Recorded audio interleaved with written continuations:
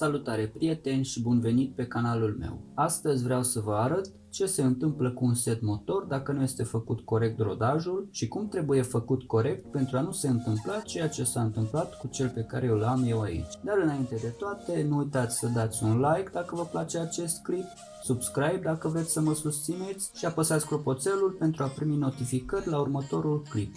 Eu am aici un piston și un cilindru de pe un scooter Piaggio de 50 de cm cubi. După cum puteți vedea, un segment este rupt, iar celălalt este blocat pe piston și este rupt și el. Pistonul este zgâriat, iar cilindrul la fel este zgâriat. Bineînțeles, acest set nu se mai poate folosi, este destul de deteriorat. Iar proprietarul scooterului spunea că a fost segmentat în urmă cu aproximativ o lună. Principalul motiv pentru care s-a întâmplat asta este pentru că nu a făcut rodajul corespunzător. Spunea că mecanicul care a montat setul i-a făcut rodajul, lăsând scooterul să meargă la relanti câteva ore, ceea ce este total greșit. Dar pentru a înțelege mai bine de ce este atât de important rodajul, vă voi explica mai întâi rolul rodajului, iar apoi etapele corecte ale rodajului.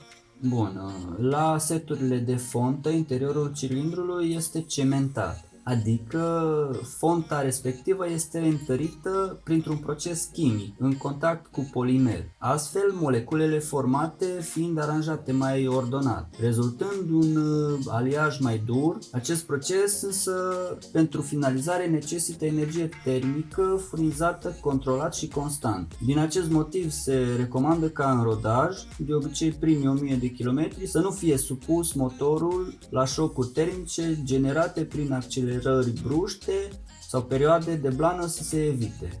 Procesul de cementare trebuie finalizat la o temperatură constantă, ceva mai joasă decât temperatura la care se stabilizează motorul la relanti. Să nu-l pui în sarcină înainte de a ajunge la temperatura de regim, de aceea este bine să mergi relativ încet, să nu treci de 5000-5500 de ture. Sigur, în funcție de scooter poți avea 40-50 de km pe oră sau chiar mai mult. Bun, cam atât cu teoria. La rodaj, practic sunt două variante. Blană din start, agresiv, demaraje puternice, abuz la maxim, te ține maxim 5000 de km un set. Sau rodaj ca la carte și te ține chiar și 15.000 de km un set.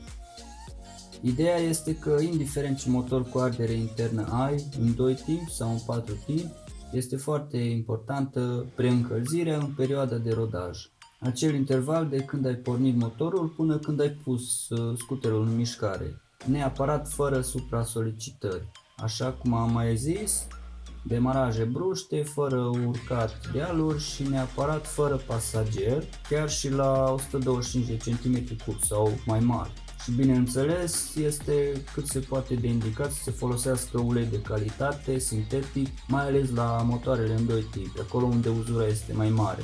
Deci neapărat ulei full sintetic.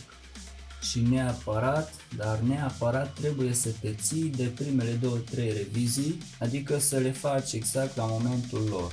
La orice scooter recomand schimbarea uleiului de transmisie în jur de 300-500 km și apoi când se recomandă în manualul service al scooterului respectiv. Bun, iar acum etapele rodajului. În primul rând vă recomand ca după montarea setului să lăsați o perioadă de 2-3 ore să meargă scooterul la relanti și în niciun caz nu-l accelerați, lăsați-l să meargă la relanti. Aceste etape sunt valabile atât pentru scooterele în 2 timp cât și pentru cele în 4 timp.